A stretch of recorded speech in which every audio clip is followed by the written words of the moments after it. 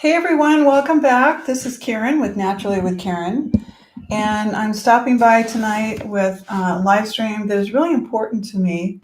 A little bit of background history is that I have had a family member who's been going through addiction for a little over 2 years, and that person would like to be anonymous. So even if you know who that person is and you know me, whatever, let's just keep it anonymous. Nobody really wants to have all of their stuff kind of drug out there.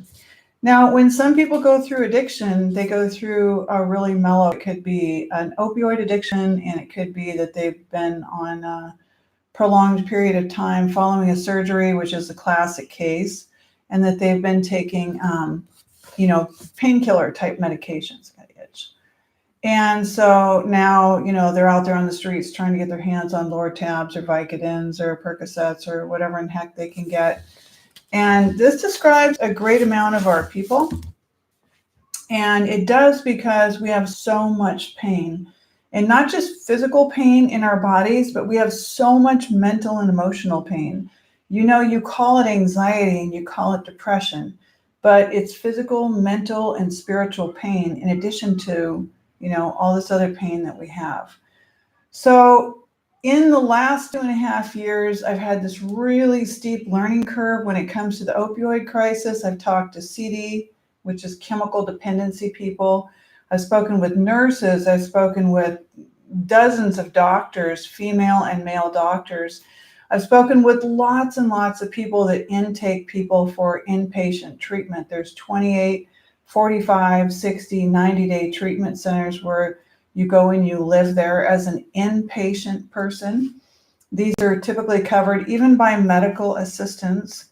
And so you go into one of these places with your suitcase or your bag or with nothing if you were on the street, and thank gosh we have them. I'm so thankful that we have them. And we have one up in Duluth called CADT, which is the Center for Alcohol and Drug Treatment. We have one up on the range that is like a converted retreat center. We have one down in the Twin Cities called the University of Minnesota at Fairview Hospital. It's called Lodging Plus. And I've had experience with all of those, and as well North Star in St. Paul, which I would definitely not recommend. That did not have a very good experience, and I left a review on that one.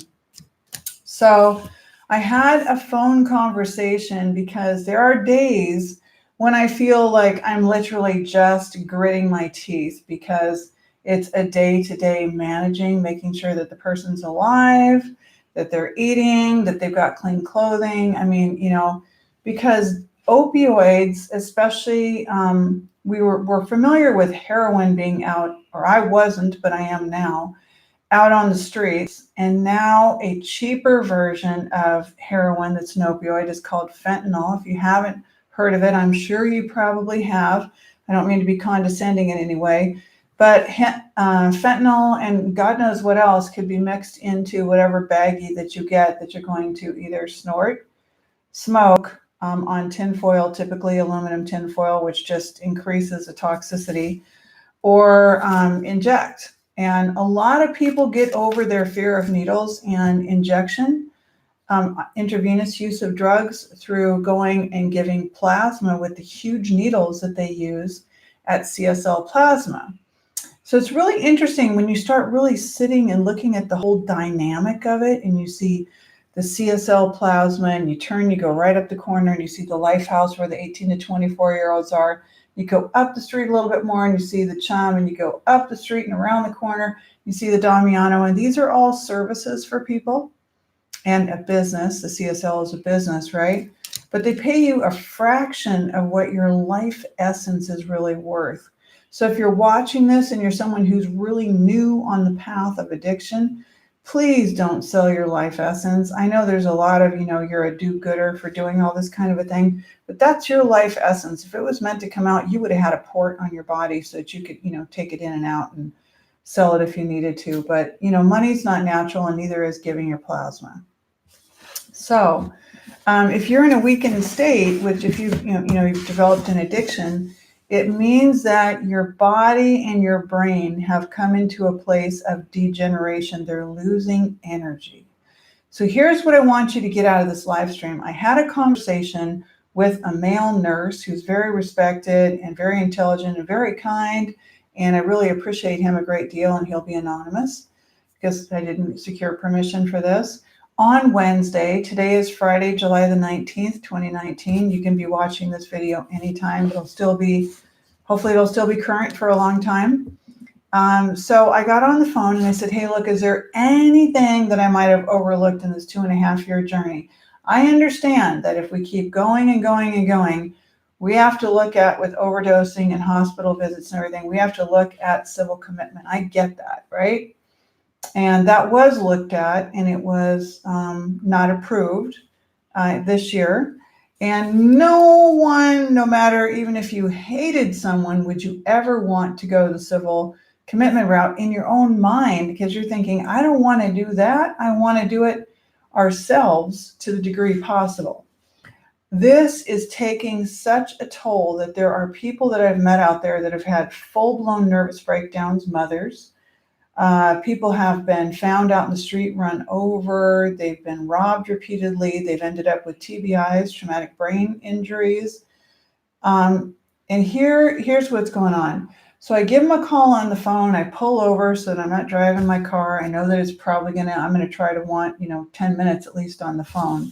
I can't do this in 1 minute, this type of a conversation. And I said, so you don't have any other options? No, I really don't. Civil commitment or the addict is going to have to come to a decision that they're done. Now, I get it. I'm relatively new on this whole thing of addiction. I've got a couple of family members that were addicted, but not when it's someone really, really close to you and you're, so close to how they're moving and what they're doing, and you see the decisions that they're making or not making, and you feel so worried. It really stresses us out. And so I said, well, okay, so either the addict, the person who's addicted, makes up their mind and goes into treatment and walks in there. But what happens if the person who's addicted isn't capable of mustering the will or making the decision? What happens to the male nurse if this person or any person who's addicted has a toxic brain? Well, what do you mean? Well, brains get inflammation too, right? I mean, our bodies are inflamed, our brains are inflamed. We have mitochondrial disease, we have metabolic issues, we have heavy and toxic metals in our system. I said, I know that because I do something called, I just randomly call hair testing, which is hair tissue mineral analysis. And I get an entire report. I've got a whole bucket full of them over there. And I'm able to see what people have based on a sample of their hair, not about a teaspoon, in a collection envelope that you cut, and I show you how to cut it on the kit, right? You send it back to me in the envelope I give you that's stamped. I send it off to the lab that's been around for 35 years, and I'm able to get a 10 to 12 page report with all of your nutritional, your toxic elements. So if a person has lead and cadmium and arsenic and uranium, they've got mercury issues. Are they going to be able to make up their mind? I'm not so sure if they are or not. In fact, I'm leaning towards I'm pretty sure they can't always make up their mind, and that it's much, much harder for them to say no to something that's hijacking, as Matthew Finch says, the limbic center of your brain, including that's an entire, several areas of the brain, including your amygdala. Now, I've been helping people detox for 35 years, and I've also helped myself.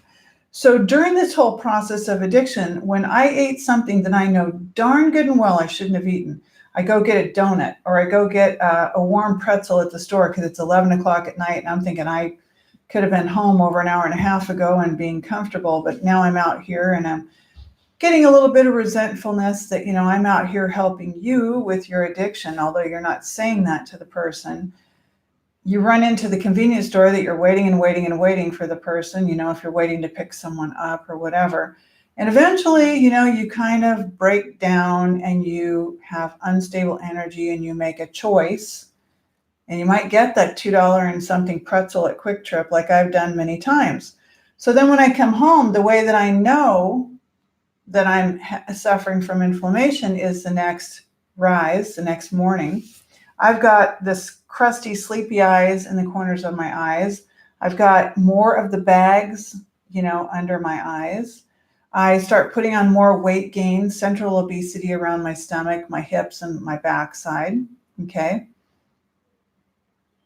This isn't just happening to my central trunk area, the bags under my eyes, my eyesight getting a little bit worse, the crusties in my eyes, a few itchies on my scalp. This is also happening, meaning inflammation, is also happening to my brain. Okay.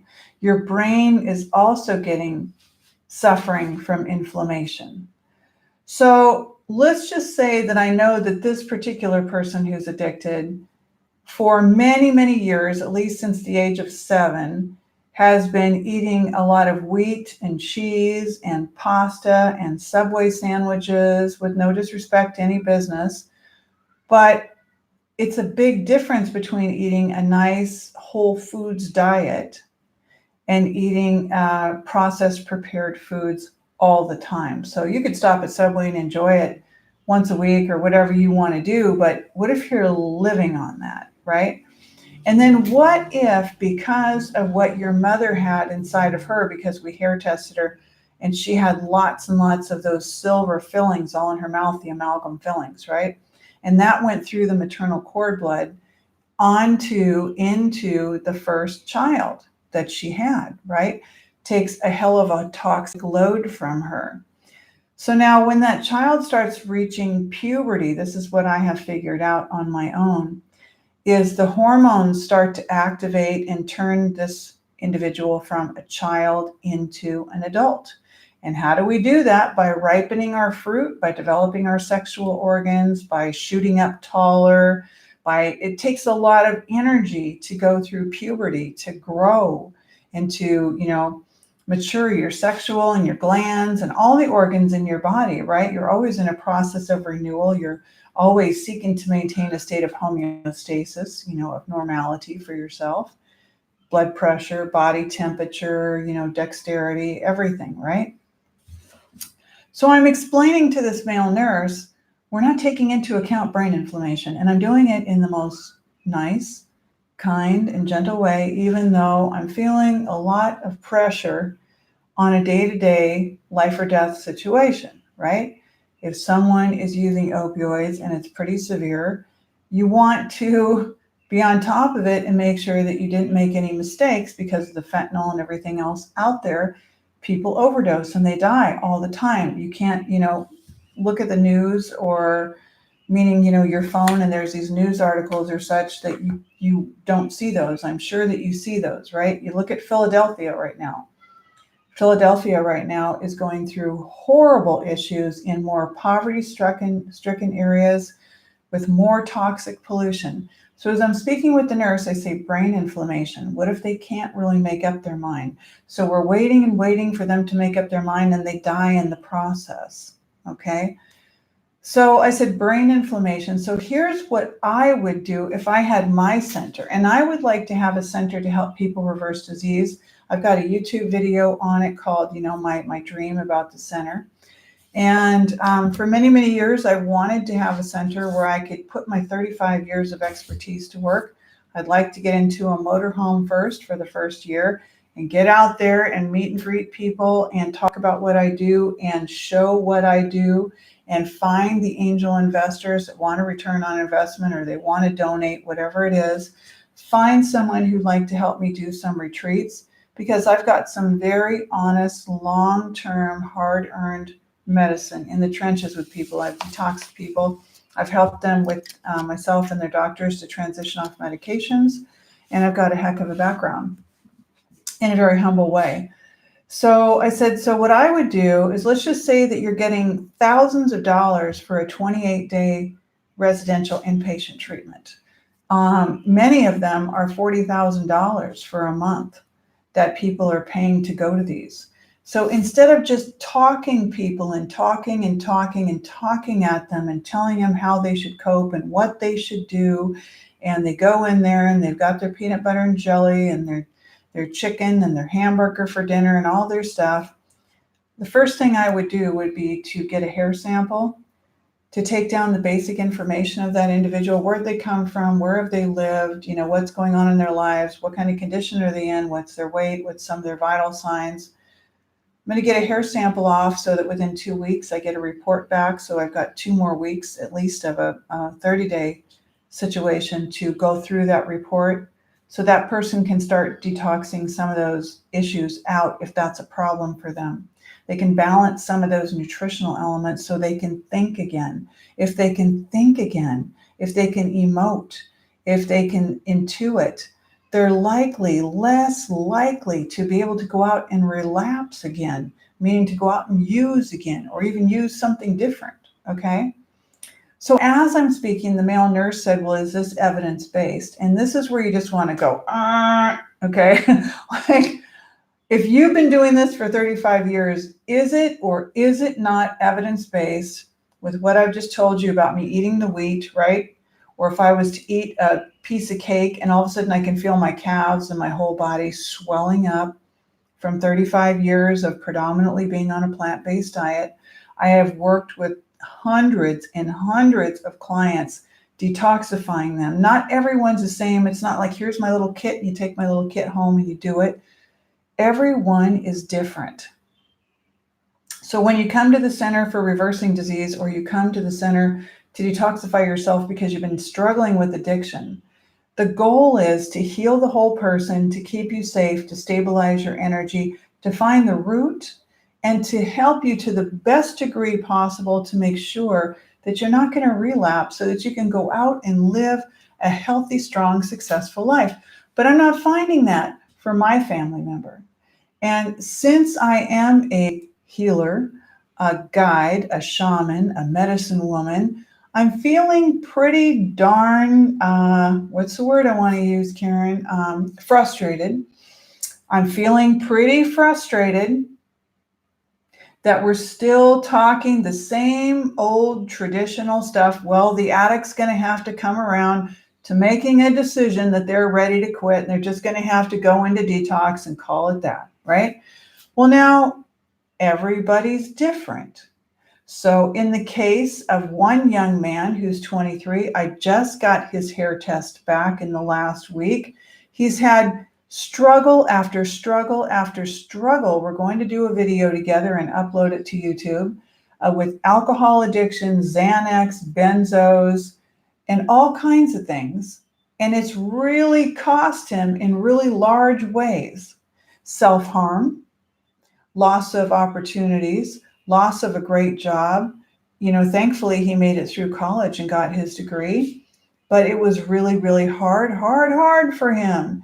And so since he felt like he just kept relapsing and relapsing, and he also was identified as having a mass in his brain, I said, hey, guess what? I've got really good news for you. So do you and millions of other people have a mass in your brain, and for very good standard reasons. Because like Dr. Brownstein talked about, we're making cysts, nodules, and tumors. And there is a couple of ways to get your body to help to detoxify this to the degree possible. Why not try, right? It's pretty darn effective. So I'm speaking with the male nurse. I'm trying to keep it kind, even though I've talked with dozens of doctors and nurses and CD people, and they're all like, okay, well, I got to go. I got to go tend to patients, and they never call me back. I've dropped off a free copy of my book, which I pay for, Detox and Heal Your Thyroid, because at least it's got the majority of that in there. And by the way, I just thought of this, but it's on sale. I dropped the price to $5 for a digital download. So if you go to Naturally, for my birthday, it was my birthday yesterday, I turned 58. So if you go to naturallywithkaren.com and you click on the shop and you click on books, or just type in the search bar book, you're going to find Detox and Heal Your Thyroid, which is a digital download for $5. It's my birthday sale. So you'll save $14.98. It'll come to your email for $5. Even if you don't read it in the next month or two, you've got it saved for $5. Detox and Heal Your Thyroid. You're going to get so much more than what I'm talking about here when it comes to detoxification and healing this major gland that has everything to do with your hormones, your temperature, and just your hair and everything, right? It's how I'm regrowing my hair right now, nice and thick after cutting it all off. So as I'm speaking with the gentleman who's the nurse, I said, these are the things I want to do. I want to do the gathering with the hair test right away, getting the vital signs, documenting what's going on. Then I want to sit down after they've had a good night or 2 or 3 of sleep, depending on how weary they are. And I want to say, when they're in a relatively comfortable space, but definitely in the beginning, tell me your story. I want to give them the gift of listening to their story at least one time.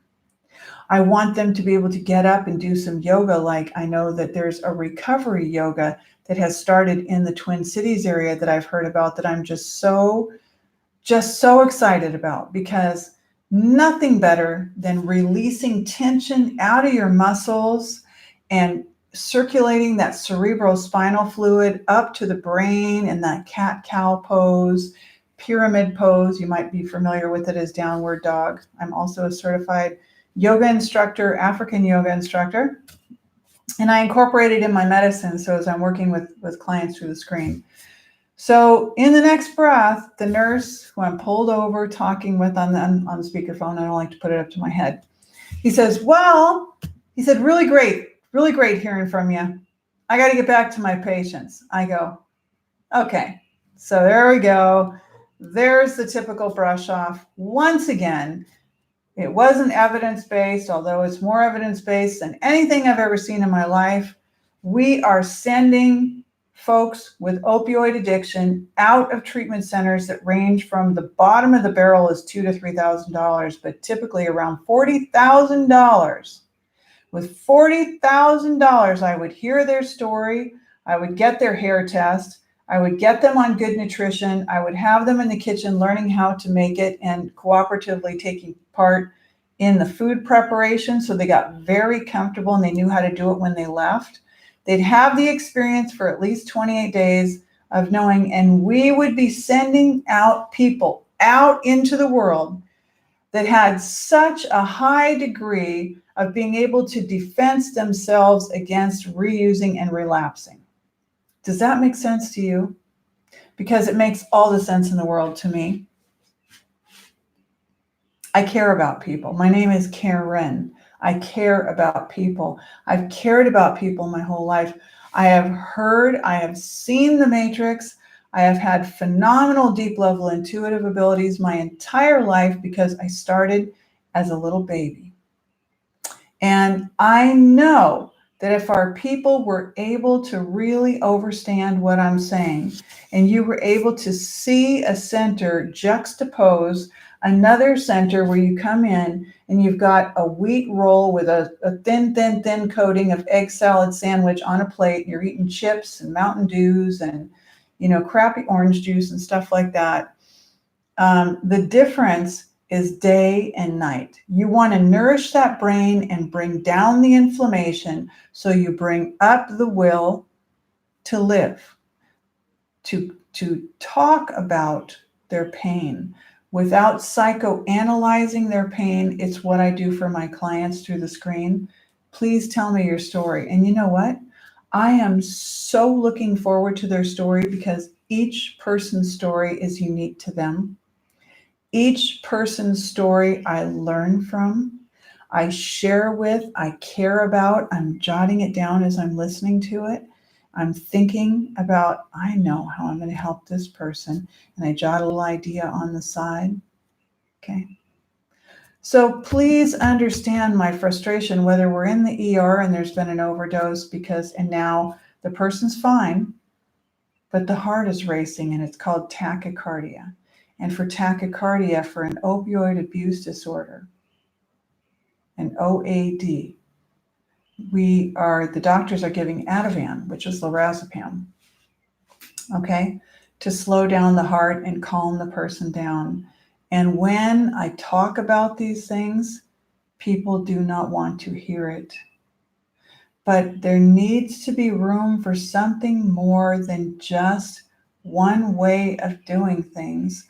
Women were healers for over 20,000 years, predating the Christian era. Not witches, not pagans. Women ran agriculture, and women were healers, and women birthed the children. It was not what you hear about in the dark ages after there was hostile takeovers.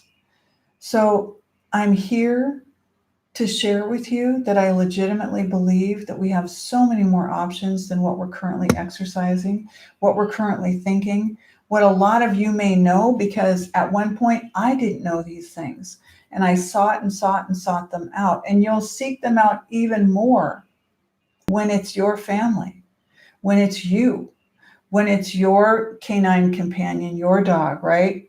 I have a client that the veterinarian recommended just having the uterus taken out for a bacterial. And while I don't know everything about what went on, I know that sometimes we have other options. Sometimes it doesn't have to be quite so hasty. So I run into a lot of aversion when it comes to chemical dependency. So alcohol, meth, opiates, whatever the addiction is that's chemical. And you have chemical treatment centers, right? Inpatient, outpatient. Instead of just flooding the world with Suboxone and methadone, why are we not actually healing people? Why is it not even being tolerated to hear what I have to say?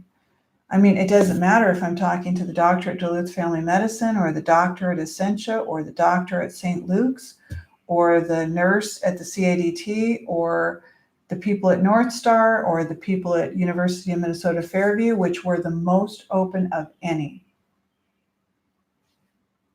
The most open-minded was Greg at U of M Fairview, okay, who runs the family program. So I don't know if you have any questions when it comes to addiction or about anything that I had to say about gathering, stabilizing, detoxifying, and healing people, not just for reversing disease, but for people that are going through addiction, and particularly all addiction, but particularly opioid addiction. People that have now surpassed the pills and they're out doing the heroin, and now it's the heroin and the fentanyl. Okay. That is a daily life or death grind, and people need so much help. They need love. They need redirection. They need stabilizing. It looks like I'm kind of in a dark spot here, so let me turn a little bit. Okay. They need our help so that they can go back out into the world, and they're going to be able to do good things again. They're going to be strong. They're going to be able to think. They're going to be able to go to sleep at night, because preceding, if you ask anyone who became addicted, how were you sleeping before this happened? They'll tell you they either had type 1 or type 2 insomnia, where either they couldn't go to sleep at night, and when they got to sleep, it was really difficult to wake up because they were just so taxed, or they had the other type where they got to sleep just fine, but they wake up repeatedly, or they always wake up at 1 a.m. and then they can't get back to sleep, right? And then I go into what Chinese medicine says about if it's always 1 o'clock or always 3 o'clock. And I've been doing that for 20 something years now, since I was back in Santa Cruz and, receiving TCM, traditional Chinese medicine myself. So I hope you found this really good and useful for you. And I hope that it inspires you. I hope that someone will be watching that is either willing to make a donation to help me get to the center, to open up a center, or to help me get mobile in an RV. So I can start doing some live meet and greets and talk about these ideas that I have and spread the knowledge. That's my vitamin C powder and my other supplements at the bottom. So you can see here, I'm going to kind of shake that up, get that in there. So on a personal note, my hair is growing nice and quickly, and it's got a nice spiral to it, a nice ether. I've been getting out in the sunshine, been trying to get, a little bit more sunshine on my body, which is, feeding the body, and trying to keep my stress levels down. So I still work with clients. I do coaching. I'm still doing the hair testing. If you want to do hair testing, you can go to Naturally with Karen. And there's actually the birthday sale is my $5 digital download of Heal and Detox, Detox and Heal Your Thyroid book that comes right to your email, $5. Detox and Heal Your Thyroid at naturallywithkaren.com. And then I also have a 30-minute consult that you can do before or after your hair test. So the minute you click order and you buy that, it was $235. I think it's on sale for $175 for the hair test and the consult. Then if you're having a lot of trouble right now, we'll do your consult right away. And if you're not, you can save that 30-minute consult for when your hair test comes back as an email file.